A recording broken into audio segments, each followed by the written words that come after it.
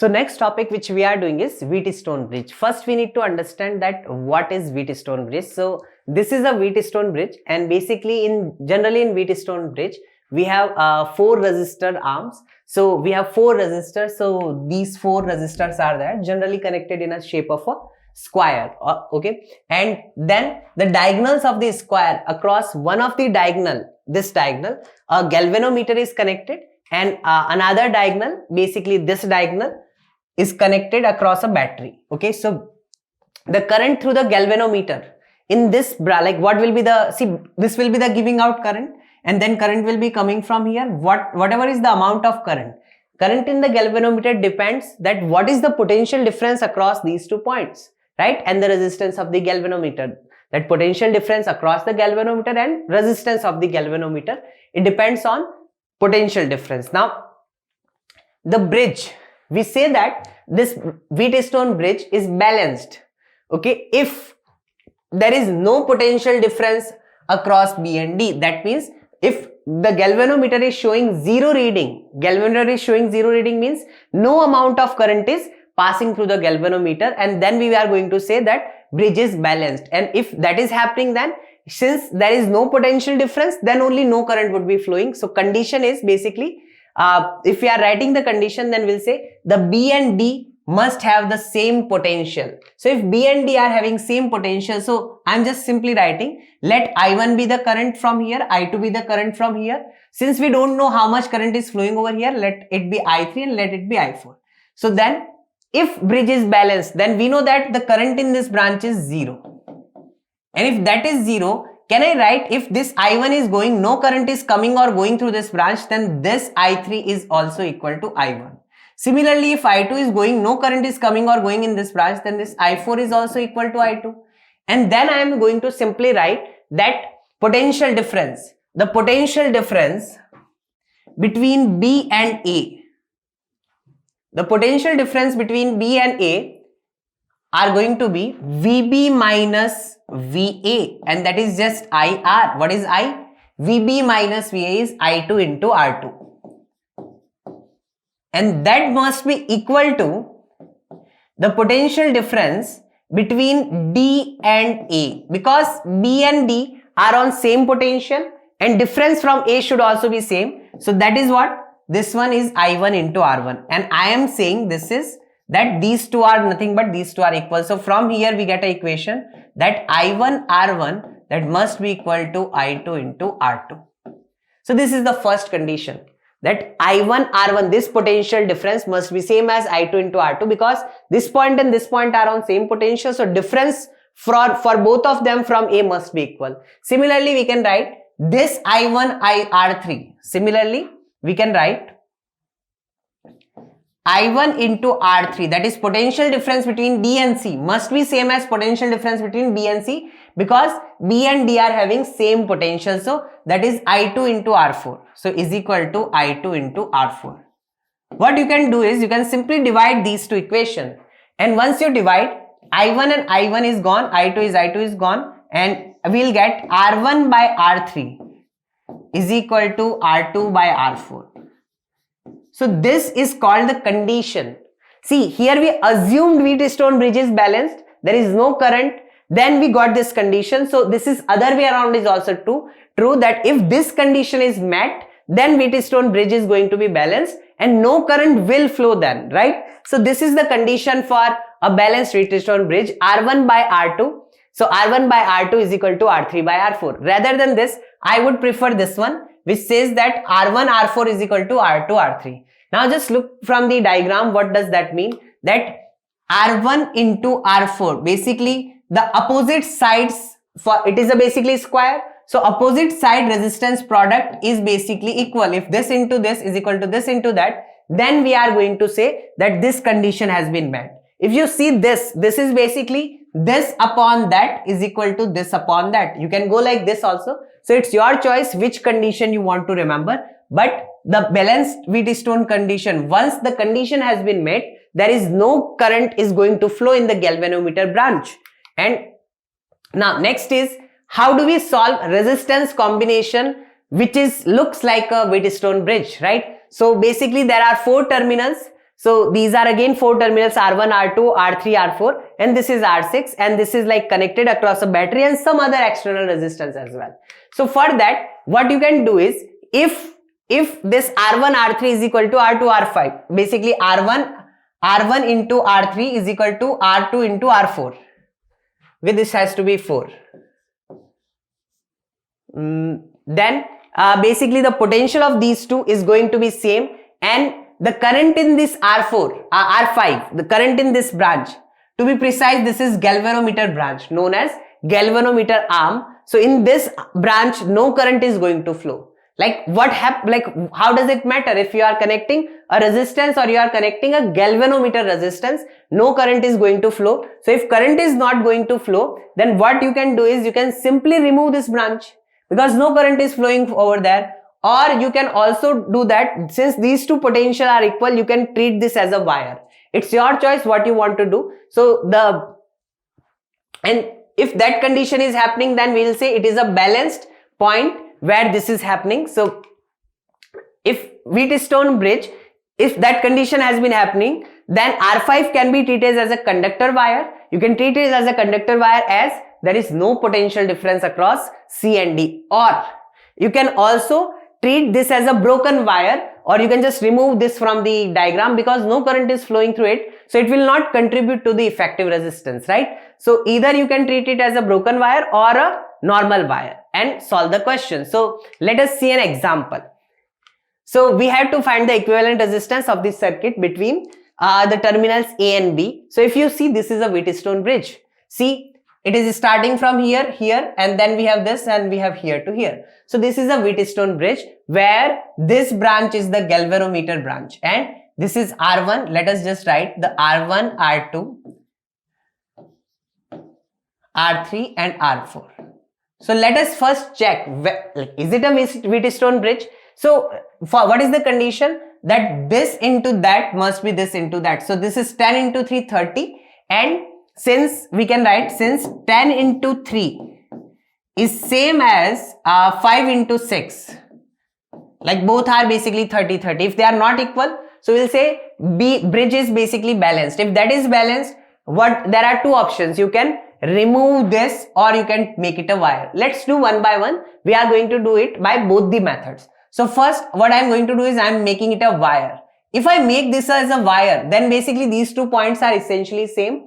And then I will say this and this are in parallel, this and this are in parallel because they are connected from here.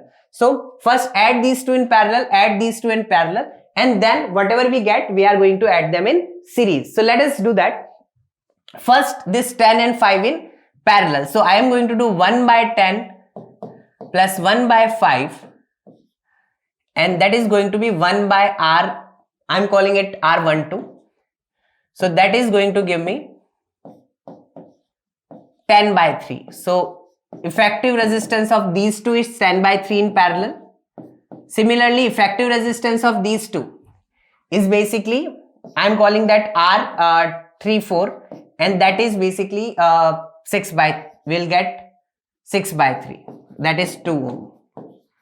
So now this 10 by 3 and 2 ohm can be added in series. So the circuit becomes like total resistance becomes this 10 by 3 plus 2, and that gives me basically 15 by 3. Sorry, 16 by 3, and that's 16 by 3 ohm is the total effective resistance between these two. Now, another method that just treat it as a broken wire. If this is a broken wire, then these two are in series, these two are in series, and then whatever is the combination, these two combinations are in parallel. So let's do that also. So this becomes basically 16 ohm, this becomes basically 8 ohm, and what do we get? We get 1 by R total is equal to 1 by 16 plus 1 by 8, and that gives me 3 by 16. So again the total resistance is 16 by 3 ohm. So it's your choice whether you want to remove the wire or you want to make it a conductor wire. Both ways you will get your answer. Now next topic is grouping of cells. So we are going to connect. First, let us have a look at cells in series. So there are some of these cells and which are in series, and all of them are facing same ways, and like cells are having like E1 is the EMF of first cell, R1 is the resistance of the internal resistance of the cells first cell. Similarly, E2 R2 or E3 R3, they are basically EMF and internal resistance of all these cells respectively. So if you want to get the total equivalent EMF, like if you want to replace this entire combination with a single cell which is basically having E equivalent EMF and R equivalent internal resistance, so then this total equivalent EMF is given by sum of all the EMF. To be precise, it is again the algebraic sum. You have to make sure that all of them are facing in same direction. If some of facing in one direction, some of the other facing in other way around, then it has to be like the positive and some of them has to be negative. So next is the internal resistance.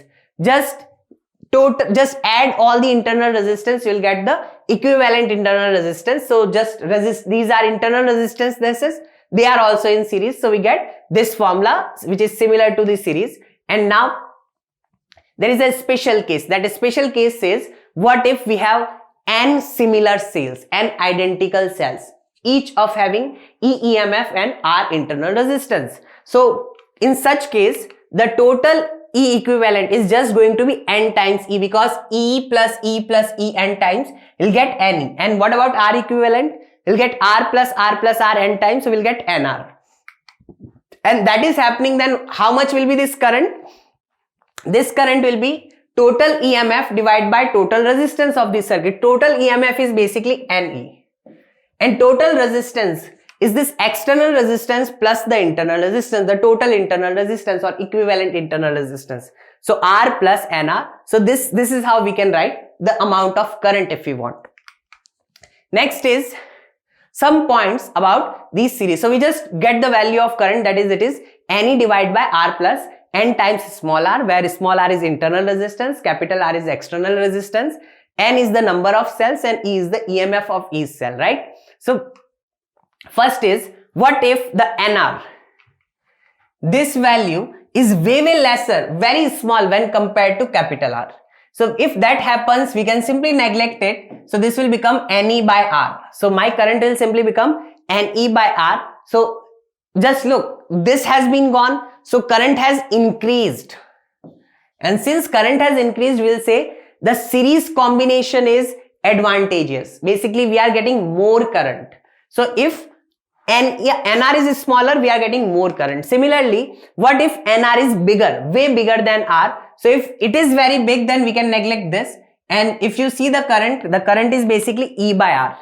And now if you see the current, previous current was NE divided here again. So the series combination won't be advantageous because this current would be basically very less. Okay, so this is not advantageous then.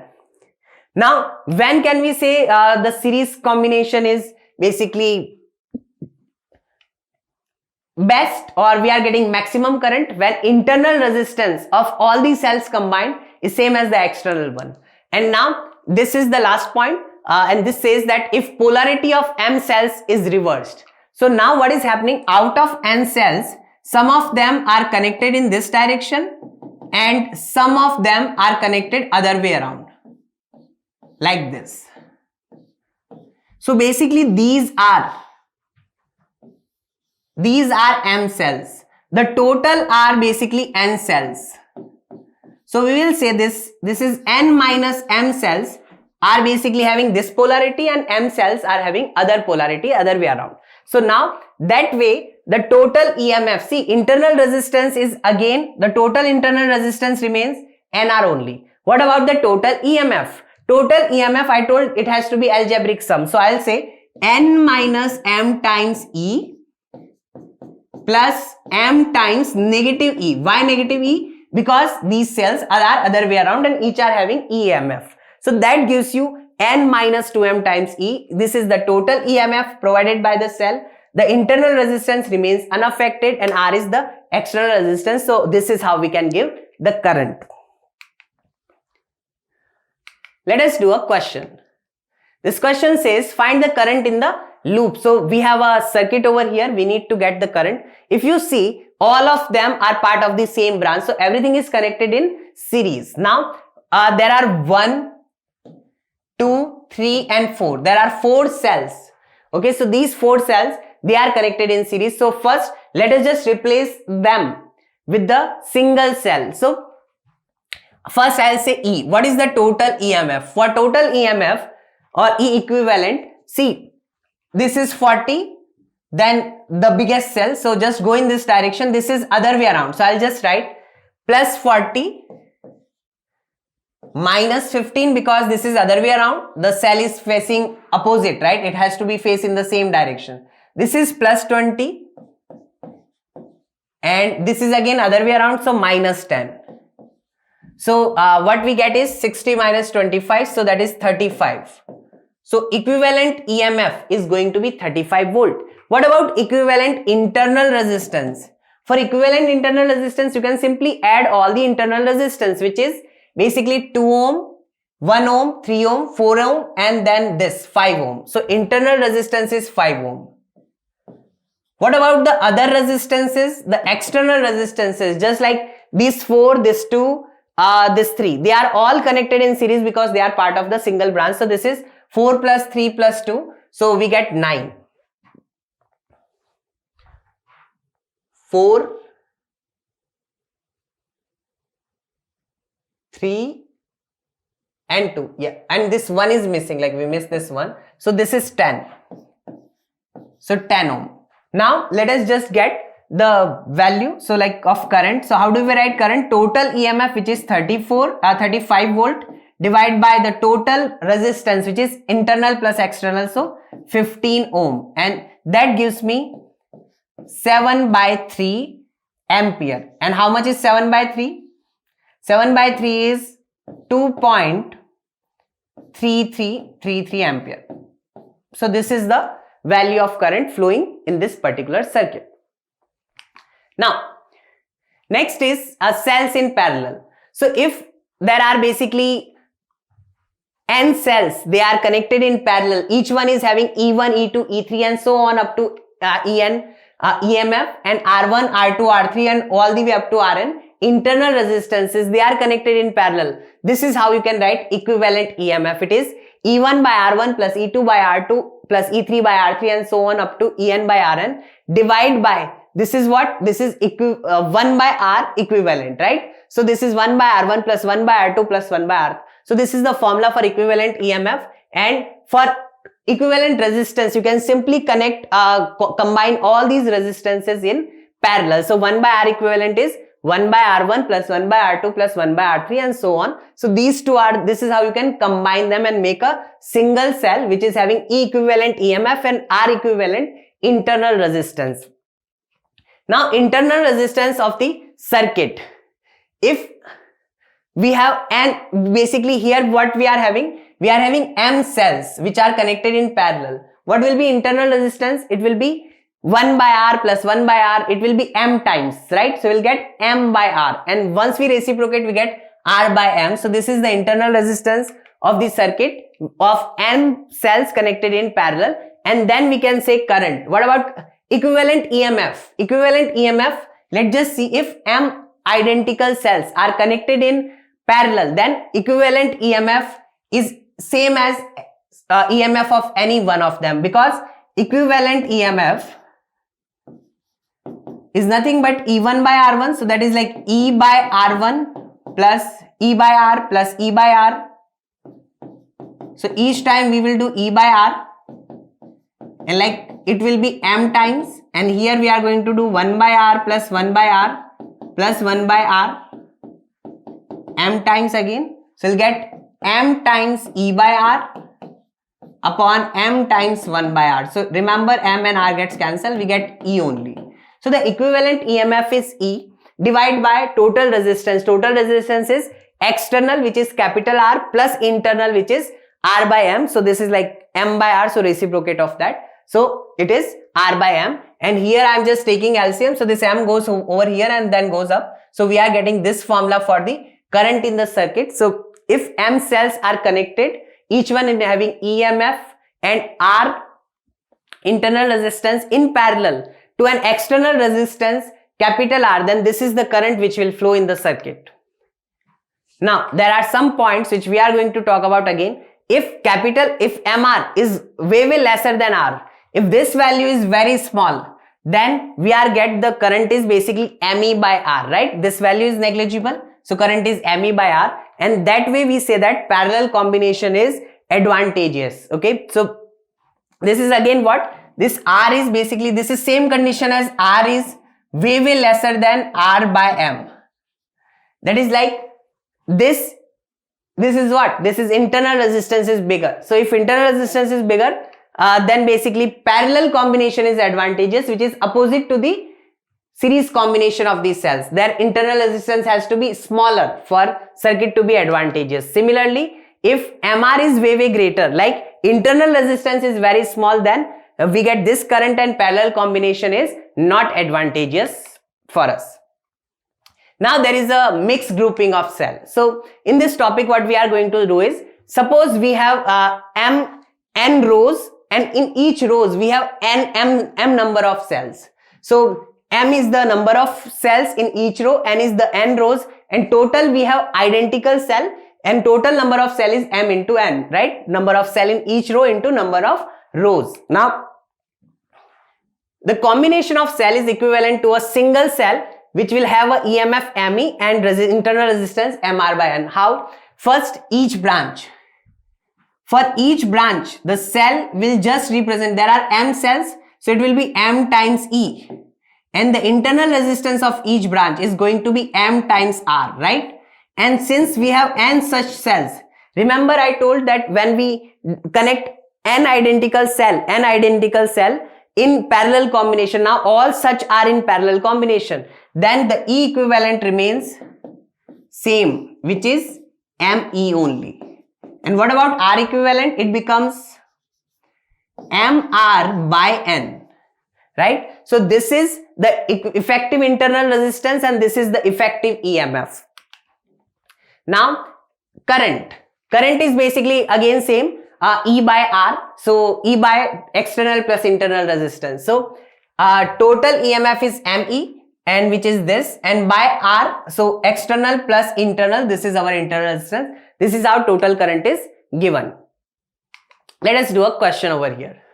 So we have 6 cells connected in series. Okay, there are 6 cells which are connected in series. The EMF of each cell is 1.08 volt and its internal resistance is 1 ohm. Calculate the current that would flow through an external resistance of 5 ohm in three cases. So this is just case 1, right? So let us discuss the case 1, that when the 6 cells are connected in series. When 6 cells are in series, the total EMF is basically 6 times the EMF of each, and that is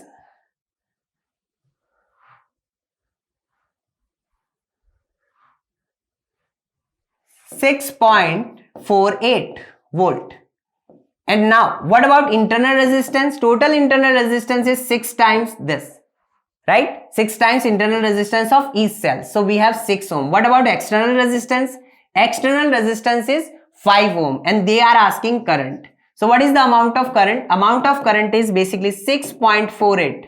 The total EMF divided by total resistance, which gives you 11, and that gives you basically 0.589 ampere. So this is 0.589 ampere. Now next question is, like, this is the same question, the part 2. What if all 6 are connected in parallel? If all 6 are connected in parallel, then again equivalent EMF. For that, before I do that, I am finding R equivalent. So R equivalent, see, there are basically 6 of them which are connected in parallel. So parallel, like we do 1 by 1 plus 1 by 1, so you will get 6, and eventually R equivalent will come to be 1 by 6 ohm. And then E equivalent. So for E equivalent, if all of them are identical and they are in parallel, then effective equivalent EMF remains the same. So it will be 1.08 only. Like even if you connect 10 or 20, it will remain same. So effective equivalent EMF is 1.08 volt only. And external resistance is 5 ohm as stated in the question. Again, let us find I. So I is total EMF 1.08 divided by the total resistance, which is 5 plus 1 by 6, and that basically gives us roughly 0.21 ampere. So this is going to be the current when all of them 6 are going to be connected in parallel. Next part is, if there are 2 rows in each containing 3 cells. So now there are just 2 rows each containing 3 cells. So first row effective, the top row effective is basically, this is having 3 cells. So 3 times this will be the effective EMF. So it is basically 3.24. And resistance is basically 1 plus 1 plus 1, that is going to be 3 ohm. So this is, and the second cell row will also become this only. So this is 3.24 volt and 3 ohm. Now what can we say? Here again we can make it a single effective cell, which will have EMF as 3.24 only, and internal resistance will be basically 1 by 3 plus 1 by 3, that is 2 by 3, reciprocal, so 3 by 2, that is 1.5 ohm, and external resistance 5 ohm is connected. So let us get the current. Current is again same, the total EMF, which is 3.24 volt divided by 5 plus 5.5, 5 plus 1.5, not 5.5 ohm, and that gives me this basically will give me 3 upon roughly 6, so roughly half, so 0.5. This is a rough answer, precise answer can be calculated. Now, arrangement of cells for maximum current. So basically what we have here is total number of cells. We have Mn.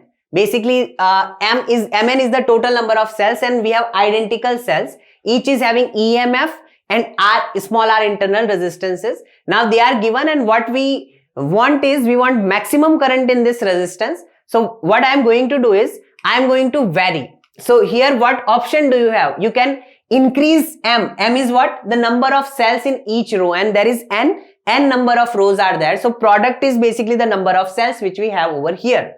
Now if I increase the number of cells in each row, then number of rows gets decreased, and if I increase the number of rows, then basically number of cells in each row gets decreased. So here I am going to get the value of current in terms of M and N, and here M and N are going to be our variable, and all other things are going to be constant, that is EMF of each cell, the total number of cell Mn, the internal resistance of each cell, and the external resistance. These are basically constant.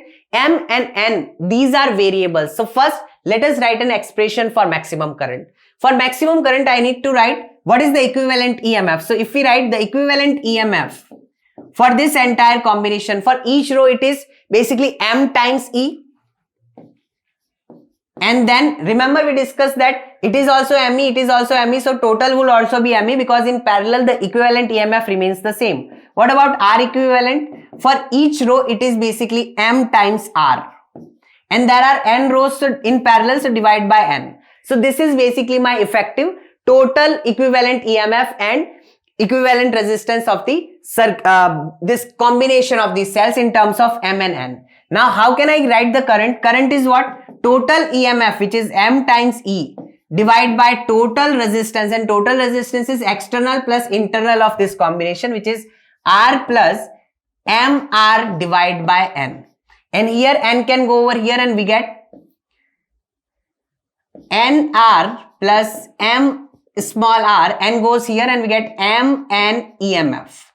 So this is the current which we need to maximize, and now this current would be maximum, or if we want to maximize the current, then denominator should be minimum. So here what I can do is, I can simply do di by dm equals to 0 and solve for M. But before I do that, I need to remove the other variable, that is N. And to remove that, you can just write here the constant, where I am assuming that Mn is the constant, and the value of N can be replaced as C by M. So just write C by M over here. And now this equation, just differentiate and do is equal to 0. So you will get the condition for maximum current, and that condition comes to be that NR and MR are equal.